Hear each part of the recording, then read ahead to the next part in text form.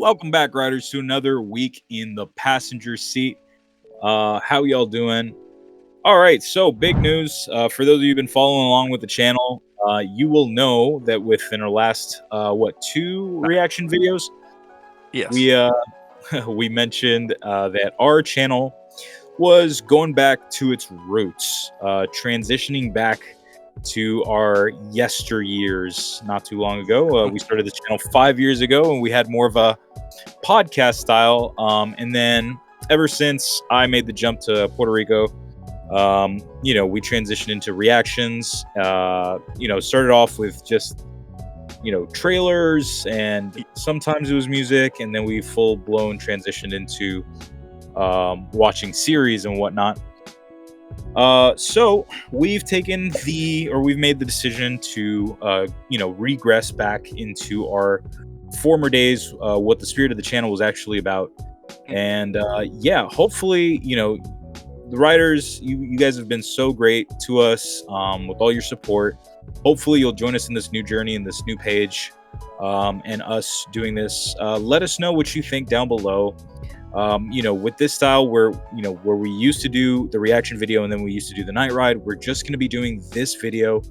And it's, again, more in that podcast style. We will be talking about things that we've seen during the week, our typical nerd news, and just shooting ideas back and forth and talking about stuff that we did during the week. So hopefully you're along with us for the ride. And, as always, we love you so much. More of a podcast style. Yeah. And with that being said, let's just roll right into this. Anyways, I definitely got to give support to anybody who has a reaction channel, because it's not an easy thing to have, guys. A reaction channel's kind of tedious, so I give my respect to the people who really keep that up. 100%. Here's another thing I do want to mention before we continue, is the fact of what's going to happen to our Patreon. Because of course our Patreon, we made it with the idea of, we're going to have all of our unedited reaction videos on there, and then you pay the whatever monthly for to gain access to that stuff. And then what we're planning to do with the Patreon is that we're going to basically just post these same videos over to the Patreon. Sometimes we'll throw a little extra something here and there whenever we have the time. Don't expect that like on a weekly basis. We don't have the time for that, and we apologize. A lot of things going on in life. I don't want to get too much into like sob stories or excuses or whatever, but point is, we'll sprinkle something extra here and there. And what we're going to do with the content that was already there is that we're just going to make it available for purchase. If you want to see unedited content, we'll probably make it like $1 or $3 or something if you want to watch like a whole season of something of us reacting to that. But yeah, just keep that in mind. Anyways, that being said, how about we hop into nerd news this week? And go ahead, you go first. Go ahead. I'll start us off with talking a little bit about, I've got a little bit of everything here. Video games, TCGs, series, movies, and stuff. Anyways, Pokemon Pocket is the first thing I want to talk about, because they just released, a very small set, 69 cards, and it's called Extra Dimensional Crisis. They've got a focus on the Ultra Beasts from Generation 7. And it's a couple cool cards that came out through there, and we'll definitely put them up on screen. Like Guzzlord EX, which doing a crazy thing in the meta. Guzzlord EX, if I'm not fully mistaken, I literally popped them last night, but I didn't really. I have a general idea of what he does. I just want to get the wording right. Basically, what he does is when he attacks, he removes an energy from one of your opponent's Pokemon or your opponent's active Pokemon. And that's nuts to have on a card, like on an actual Pokemon instead of like a trainer card. Because you're doing word for it. It's doing this every turn. So it's pretty exciting. Let me pull up this thing right now. Guzzlord EX. You got it right here. That's such a bad name. I know. I got the rainbow version, so I'm super psyched about that one. His attack isn't great either. It's called Grindcore, which is it's actually pretty metal. I'm not gonna lie. So it says, oh, this is the one. This is the one that's messed up. So Grindcore says, flip a coin until you get tails. For each heads, you discard a random energy from your opponent's active Pokemon. So you have the chance of discarding every single energy from your opponent's active Pokemon and leaving them absolutely just screwed. I don't know how Just get a familiar you heads are. coin. Just get. Oh my god. I don't know how familiar you are with the Pokemon TCG per se, but you're supposed to attach energies to your Pokemon. Typically, it's once per turn, and obviously there's abilities and stuff that let you put on more, but you need energies to be able to use your attacks. And so, if you're left without energies, it's a big problem. His second attack is whatever. It's called Tyrannical Hole. I don't know why they're doing so many suggestive names running out of this ideas, dude. right? Yeah, but it's just a vanilla attack, does 120 damage. You need 3 dark energies, 1 colorless. It's a little too steep for my liking. I'm honestly really excited, if anything, about I don't know how to pronounce this Pokemon's name. Nihilego? Sure. Nihilego? It's a jellyfish thing. Let me see if I can pop them up real quick. Dude, they gotta what's put a going on? Goki in here, bro. That'd be sweet. They have a lot of, frog Pokemon. I'm surprised they haven't done a Koki yet. So Niligos, if I'm pronouncing that right, its Poke ability is that your opponent's active Pokemon takes plus 10 damage from being poisoned. I'm a big fan of that. For anyone who doesn't know, I'm a huge fan of poison Pokemon. And so, yeah, this poison mechanic is something I've been looking into since a couple sets back with Krogunk. And it's just something I've really wanted to develop. So it's very exciting to see these new cards come into play that are really just going to let me explore that a little bit more. Anyways, yeah, I just wanted to talk about that set, slightly. So yeah, if writers, if you're playing Pokemon Pocket TCG, let me know down below what decks you're going to be building. I mean, I know there's a lot of people who go crazy over the meta and making the strongest deck, whatever, but if you got any interesting ideas, let me know. I imagine there would be a lot of fans out there hearing about that. I'm sorry, guys. I'm just not. I'm not the biggest card game player. I do really enjoy Pokemon, though. That is a childhood treat right there. I would love to see it in Japan. Did you want to go back and forth? Is that what you want to do? Yeah, we can do that. Okay, yeah.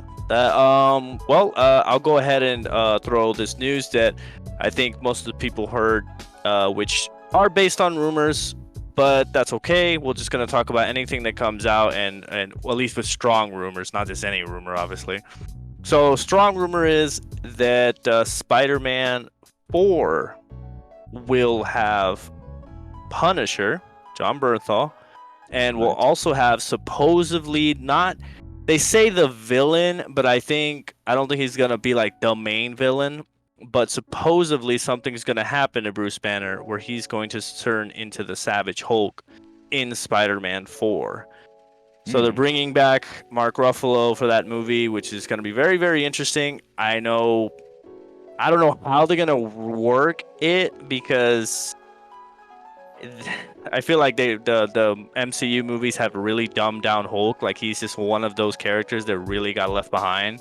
And I don't know if maybe now they're just trying to be like, oh, like let's try to make the fan happy, when it's like, okay, but if you do it in a way where it's just really random, I feel like then you'll just be perceived as trying too hard. Plus the fact that in that new Captain America film, the main villain was already, well, one of the main villains was already Red Hulk. So it's like, are you just revamping the same story, type of thing?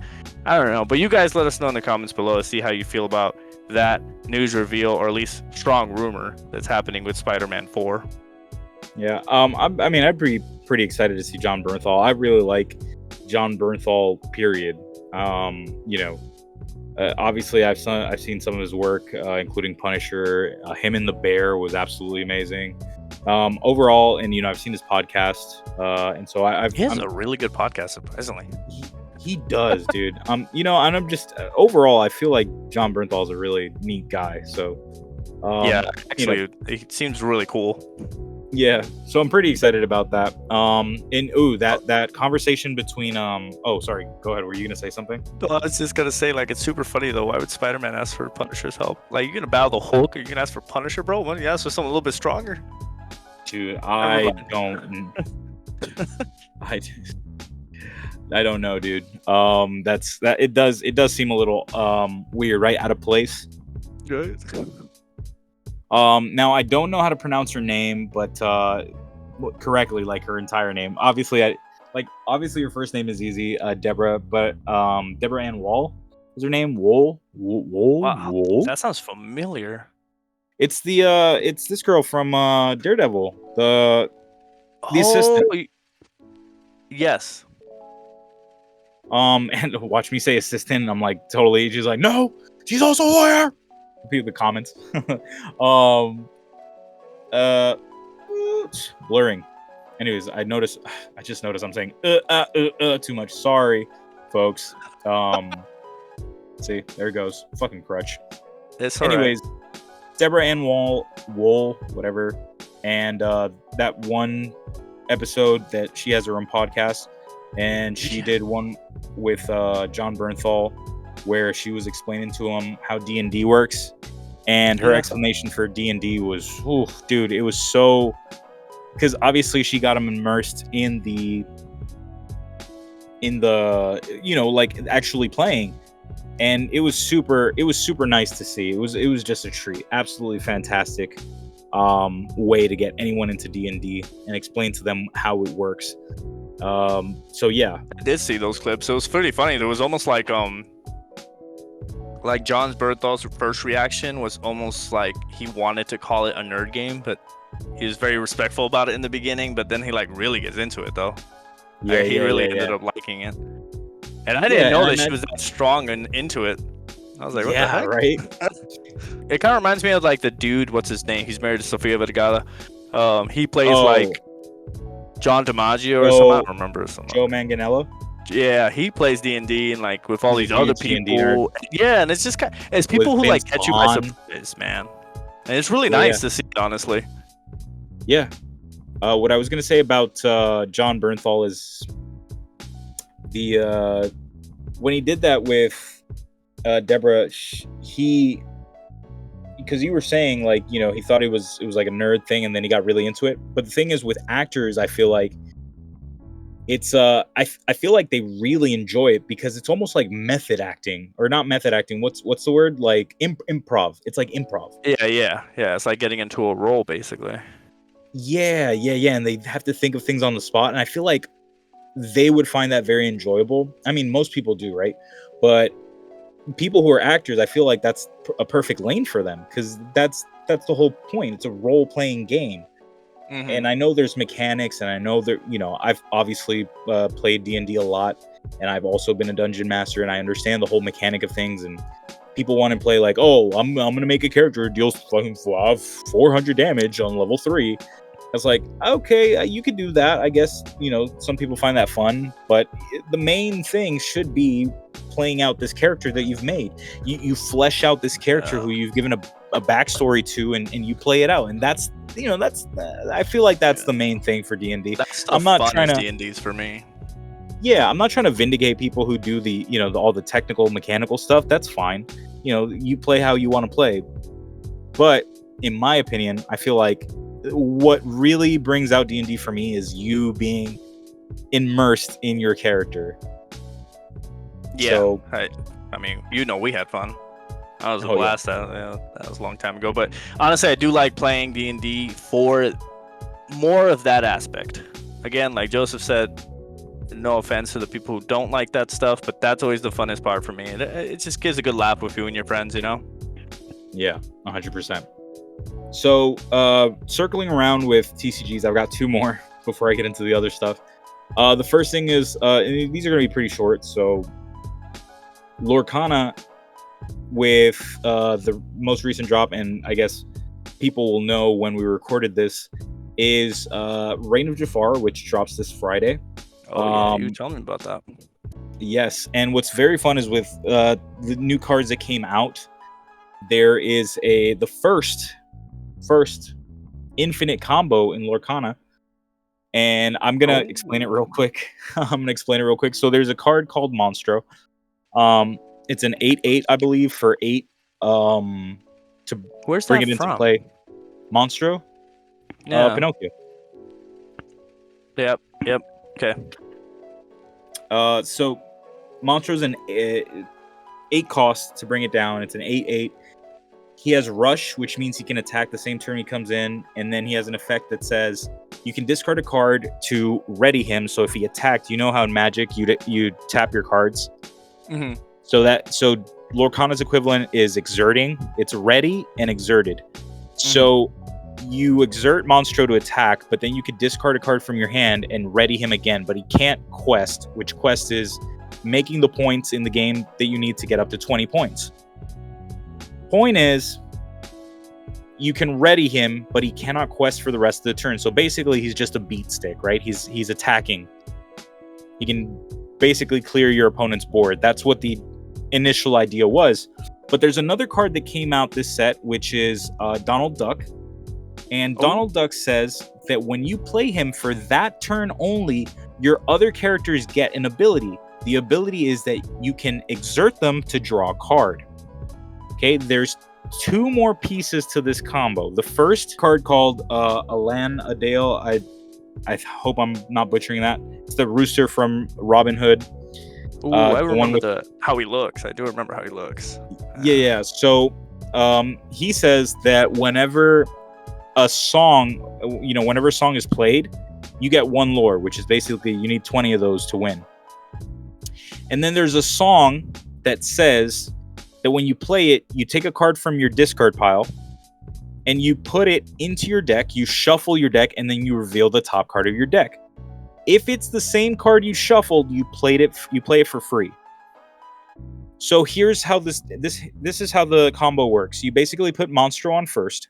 You wait a turn. If they let Monstro live, you drop Donald Duck. Now all of a sudden your Monstro has the ability to tap or exert to draw cards. Like he'll draw a card. You could discard that card to ready him again, and you could keep doing that effect until you draw your whole deck. Essentially, what you're going to want to do is have a copy of the song in your hand, or I think 2 copies of the song in your hand. You're going to play the first one, and you're going to get Alan Adale, put him into your deck. Since there's no cards in your deck, that's going to be the card that you're going to show. You'll play him for free. And now Alan Adale says every time you play a song, you're going to get 1 lore. Now, that same song that you played, you have another copy of. You're going to play it, and you're going to choose that same song. And so what's going to happen is that song's going to go in. It's going to reveal. It's going to play itself. You'll grab the other one, put it back, reveal itself, and you'll keep doing that loop infinitely, and you'll just generate infinite lore. So that's and I'll put it up on screen because it sounds very complex. But anyways, for those of you who play Lorcana, maybe you know where I'm going with that. Anyways, that is what I had to say about Lorcana. And before you get your next thing in, I'm just going to say this real quick. Magic the Gathering Final Fantasy collaboration that is coming out soon. I don't know the exact date. I do already have some things on the side reserved, but I have not been able to get my hands on collector booster boxes just because I don't want to spend $500 on them. Fair.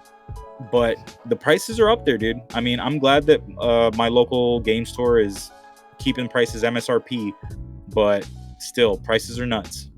I've seen a couple places selling those collector booster boxes for like $1,000. So, pretty insane. Anyways, that's it for that one's gonna be insane, though. I can tell. Oh yeah, that the resale value on those is gonna be crazy. Nuts. Yeah, I agree. Anyways, that's it for me with trading card games. You go ahead and say your next thing. My next thing will be probably video games. I went to first one with movies. I'm gonna move on to TV. I got 2 things to talk about from TV.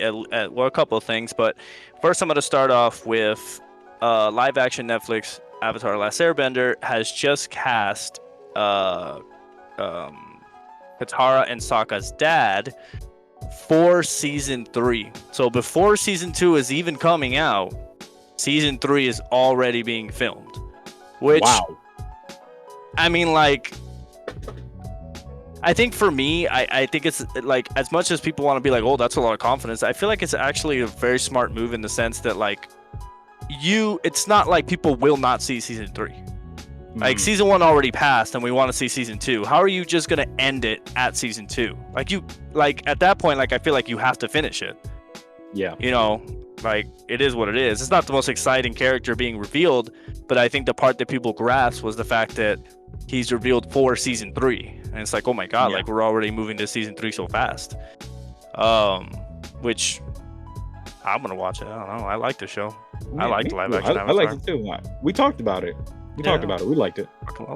Anyways, and we're going to talk about the elephant in everybody's room this week, and that is the official casting of Harry, Ron, and Hermione for the HBO Harry Potter series.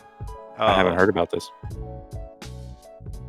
Hey, you live under a rock, bro? What's going on? They have already cast like McGonagall, Snape, Hagrid. Pretty much.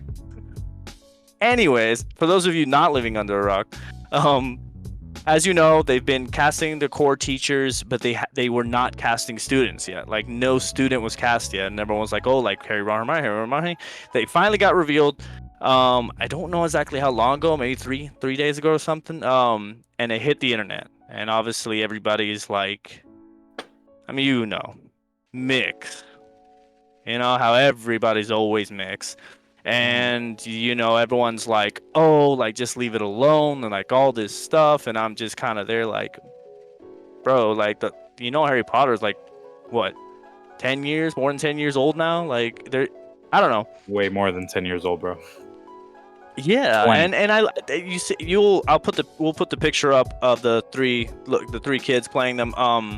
But I think they're perfectly cast. One of the biggest controversies, obviously, because I think people just can't help themselves, is Hermione being tan. She kind of looks a little Latina. But she is British. Which, I don't give a fuck, dude. Like, it honestly, it's like the pettiest things. And they just revealed her, like, not rehearsal, what's it called? Her casting? Her audition tape. They released her audition tape, and she sounds like Emma Watson. It's weird. Like, they have kind of the same voice, but she's darker. She looks kind of Asian, look at me, Latina, and like all this stuff. And people are kind of like, oh, blah, blah, blah. But then, like, honestly, I have to go with the book people on this. There's never once in the book where they mention her skin color. Not once. If anything, the only thing that mentioned is the color of her hair. Yeah, I was gonna say that. As well, because I have seen people who've like read the books talk about it, and yeah, I've heard that expression before. Honestly, yeah, dude, I feel like people have just gotten so that's the thing with the fandoms. Like, once you're a fandom of, for example, people were a fandom of the movies, it becomes a little problematic, because then it's like, oh, your heads is stuck in like that. Your headspace is at a place where you've become enamored of these characters, and the way you visualize them is how you sort of keep them in your mind. And that's a problem, because, for example, people who read the books, maybe that's not what they envisioned. Maybe, with their imaginations, they had other things in their mind. Yeah, no, definitely. I honestly think that if people were to actually read certain books, you would actually learn that none of those characters were ever defined. So, I don't know. Just let it go. Like, it's not like Ron. Ron is definitely defined in the book of being like a person who is a ginger. You're not going to cast someone else. That wouldn't make sense. So, obviously, the person they're going to cast is going to be ginger, because it says it in the book. That at least that's how I view it. But multiple, besides the casting, multiple books have begun to jump on the trend that I would say maybe Harry Potter started. I'm not sure who started it, but Netflix is releasing a series for Twilight. There's another studio releasing a series for Narnia. These are all TV series, and then there was another studio that's releasing a TV series for another book series.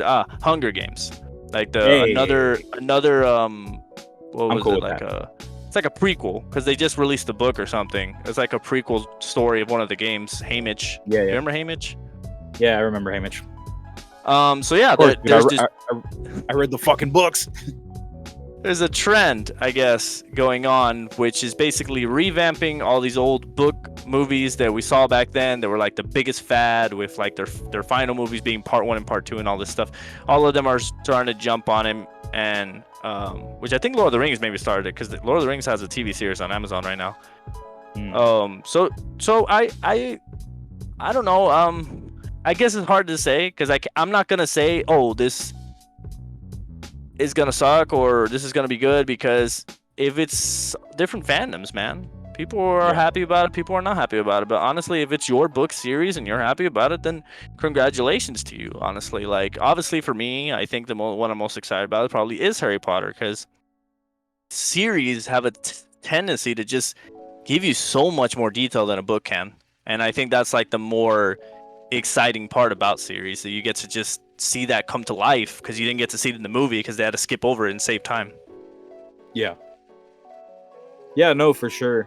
Um, I mean, I don't know. I'm pretty excited. I like Harry Potter. I'm not a huge fan. Put a photo of me over here with a Gryffindor cloak. Um, I do have a Gryffindor cloak, I dude. know, I remember. Yeah. Anyways, it was just heat of the moment. Heat of the moment. I was in Universal and I said fuck it. But Yeah. I'm not like a die hard fan of Harry Potter. I did really enjoy Hunger Games, so I'm pretty excited that you told me about that one. Mm. So yeah, we'll No definitely have Twilight to for you. see. I mean, I did go and watch the movies or whatever, mainly with I like want my some movies. exes, with some of my exes. You know what I mean? But Uh, I was more in it for the soundtrack. How do yeah. we get here? Uh, honestly, even for Narnia, any of those series, the most thing I'm excited about is the level of detail you get to have, because it's not a movie. So excited Yeah, for either of them, honestly. yeah, yeah. That's fair. All right, so before I get into my own like talks about movies or series, I'm gonna talk about something new for Monster Hunter, which this week they dropped their collaboration with Street Fighter, and What? They stole that yes, from sir. Overwatch. No, no, no, no, dude. Monster Hunter's Capcom. What the fuck are you talking Oh, about? right, that's true. Never mind. Please go ahead. Monster It's Hunter's still been a doing. collaboration. Anyways, the coolest obvious, the obvious thing that came out was a skin where you basically turn into Akuma, Okay. and the new weapons, which are basically your fists. Oh, so you gotta Dude, and punch monsters? you go up to monsters and you beat the shit out of them, dude. Uh, It's hilarious. And then obviously, for the Simps, they brought out two skins for the Simps. Oh, I sorry, can already imagine. you I can't can see it, but already for the imagine. Simps, they brought out. It's funny because the Akuma skin is free. However, for your two female characters, prominent female characters in the game, I know there's one more in Olivia, but Gemma and Alma were given respective skins. Gemma was given Chun Li, while Alma was given Cammy. Of course. So yeah, and you have to buy those. So Capcom And there make will be money. Yeah. Oh yeah, 100%. And then obviously your Palico has like a little like a mascot suit of Blanca. Your Palico is a cat, by the way, in Monster Hunter. Oh, okay. That makes sense. Yeah. So, anyways, that little tidbit. I don't know if you had anything else before me jumping into like movies and TV shows. It's not really news, more than it is just me talking casually about series and movies that I saw this week. I don't have any news like that, at least like very exciting like that, because maybe I haven't done my research. And I also haven't watched Say that, but anything recently. Don't attack me. What? What'd you you say? say that, but we've also been talking for half an hour, so come on, give yourself some credit. Oh, okay, okay.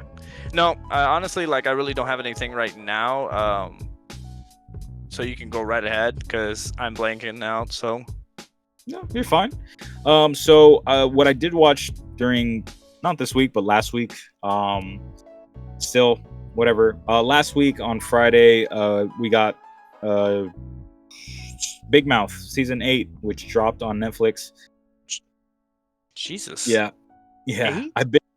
I binge watched the whole season during the weekend, and it was really fun. It was very explicit. It was surprisingly explicit, even for Big Mouth. I mean, I understand Big Mouth was pretty explicit all in all, but this one was like literally had 2 diagrams of like human anatomy fucking each other, and it was it was just really out there. Wow, I didn't realize they gotten so far. Yeah, but it is their last season. It is their final season. Um, Wow. Okay. yeah. That being said, though, honestly, I really enjoyed the season. Like, there was a lot of touching moments, a lot of I feel like a lot of good lessons within everything. And also, I didn't realize that Missy, like, I randomly came across this video of Missy Foreman Greenwald's voice actor, which is Ayo Edibiri. I'm sorry if I'm butchering her last name. The girl from The Bear. Yeah. The sous chef. I don't know what her position is. Honestly, I don't know anything about. Yeah. Culinary. She starred in Inside Out 2 as Anxiety. Yeah, dude, yeah. Really? Yeah. Well, look at that. I didn't see Inside Out 2. But yeah, I know.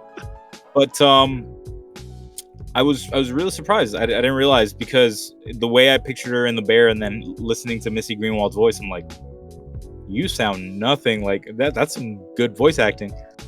So all in all, I feel like was the controversy. She only she entered like in season 3 or 4. Yeah, because originally it was Jenny Slate, and Jenny Slate stepped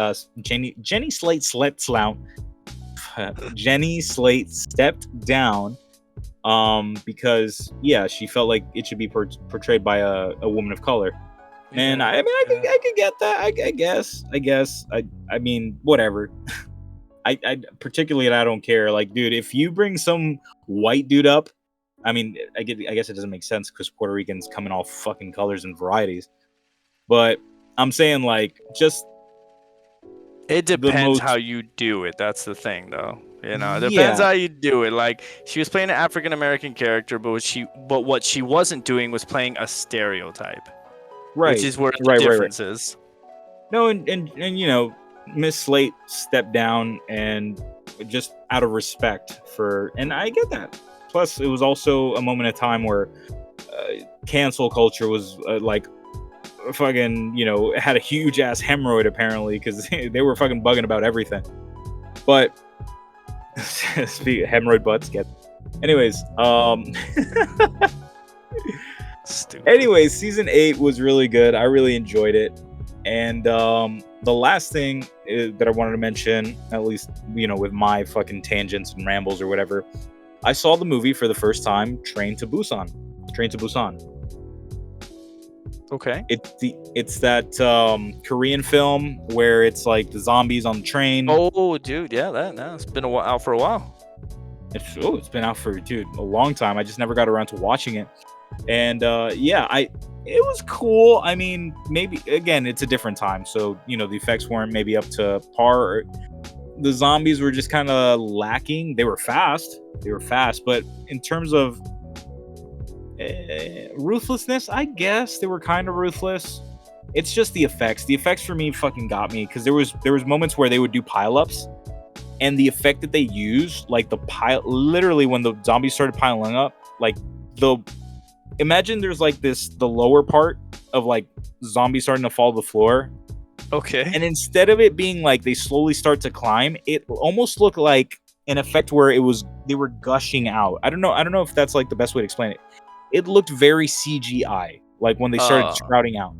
You know, Yeah. it almost looked like a wave of zombies was coming into like towards you in CG, and it was like, it kind of looks weird. But what I do want to harp on is the fact that the one actor in particular, which is Don Lee, or Ma Dong Seok. I don't know if I'm pronouncing that correctly. I'm sorry if I butchered that. But you know who I'm talking about, right? The dude from the Eternals. Oh yeah. Yes.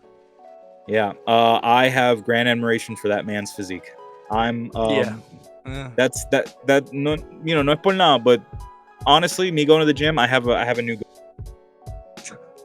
because Yeah. honestly, That dude was the I strongest character in the Eternals, right? Like he had this power was like super strength. yeah, I think so. But dude, yeah, I saw that and I was like, yeah, I honestly want to get to that point in the gym. I'd honestly be pretty ecstatic if I got there. And the scene where he just like takes off his robe and then he just starts tying shit around his forearms and he's like, all right, let's go. And he starts fucking beating the shit out of zombies. I was like, okay, that's pretty fucking badass, dude. What a way. Yeah. Anyways, that's it for me. That's all the nerd news I have, and, you know, stuff I did during the week and stuff I wanted to talk about. If you have anything to add, if not, I mean, we've been on for 40 minutes. I don't have anything more to add, but I encourage you guys to share news with us down in the comment section. Anything that you've heard this week, because these videos get posted kind of like a week late or something like that, I guess, in the world of news. So if you post new news down in the comment section, we'll go ahead and comment back and see if we can, have discussions and stuff. Yes. We like to share here. Yeah. Everyone's a nerd, especially in this world. I feel like everyone's a nerd. Yeah, it's trendy. But anyways, that being said, writers, thank you so much. Hopefully you enjoy this change that we've done with our channel. Let us know down below what you think. Make sure to like, comment, subscribe. We always appreciate y'all. And yeah, much love. Till next time. Peace out. Peace.